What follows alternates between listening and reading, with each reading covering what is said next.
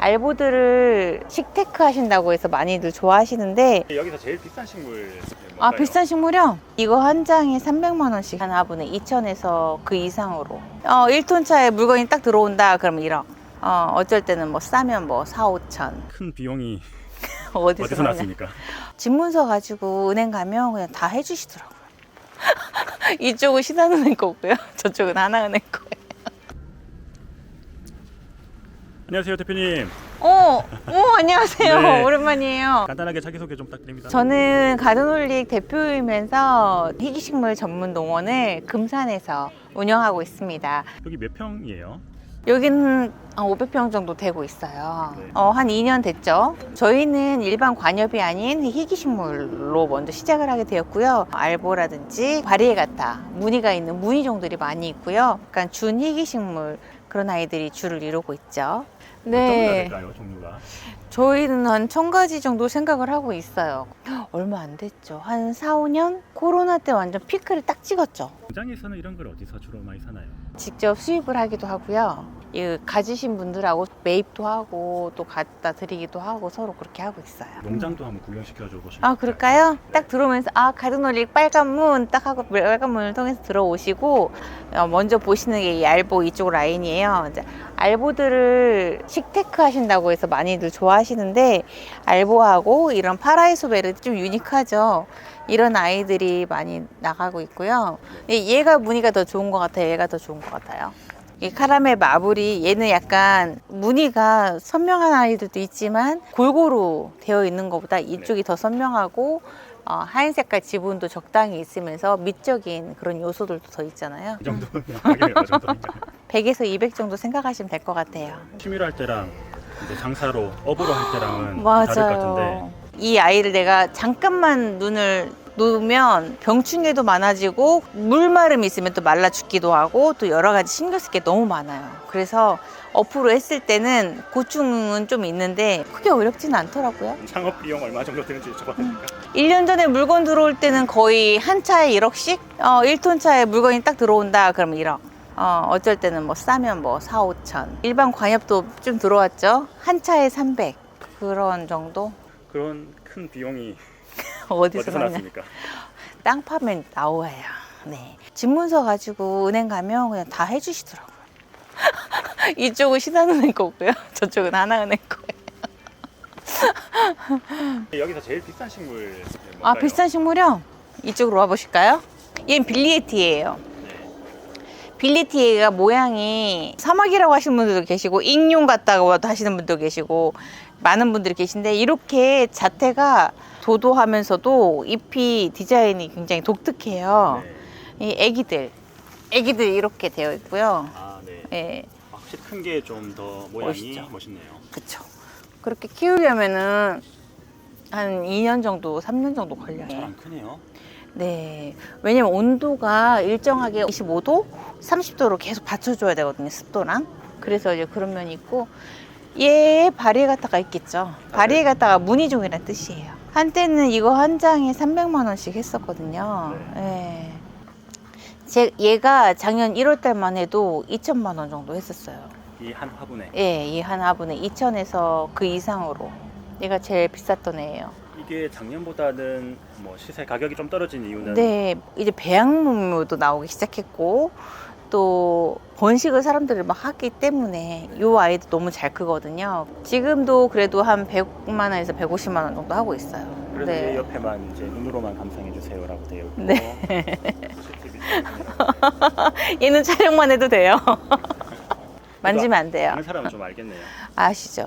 아시죠? 네. 그런 식물들은 다 잘 큰다고 보입니다. 가장 중요한 건 습도. 우리나라가 열대야 기후로 지금 가고 있는 중이기 때문에 이 친구들도 다 적응을 잘해요. 식물들이 죽는 가장 큰 이유가 뭘까요? 병이 많이 들기도 하고, 그 다음에 벌레가 생기기도 하고, 또 물 주는 관리 같은 게 좀 부족해서 많이 어려운 경우가 있어요. 아픈 경우가 있어요. 이 화분 하나는 조금 아파 보이네요. 맞아요. 아파요. 이렇게 점박이가 생기는 것은 균이거든요. 그래서 질병 관리도 같이 힘쓰고 있어요.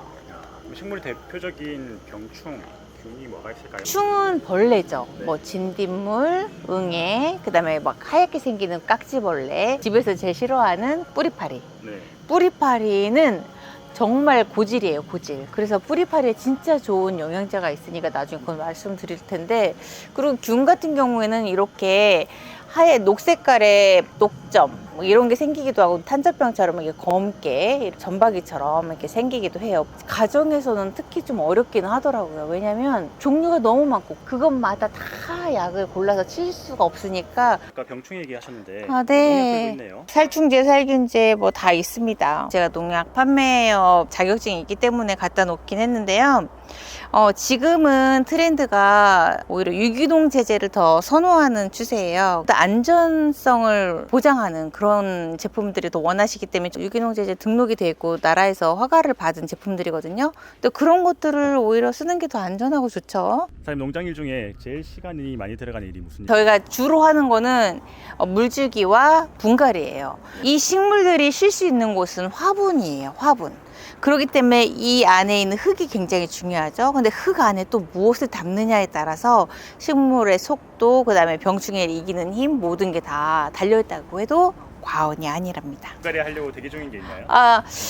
대기 중인 아이들은 계속 늘 있죠. 한번 보여드릴까요? 예, 분갈이 하는 거 방법 좀 알려주세요. 분갈이를 할 때는 어떤 식물을 심느냐에 따라서 분갈이 흙의 소재가 중요하고요. 일반 상토를 시중에 있는 거라 구하고, 물 빠짐을 좋게 하기 위해서 저희는 폴라이트를 많이 썼고 있고, 뉴질랜드산 오키아타 바크라고 해서 고가이지만 식물에게 너무 좋은, 저희 흙배합에는 특별하게 유기농, 살충, 살균, 영양제가 같이 들어가요.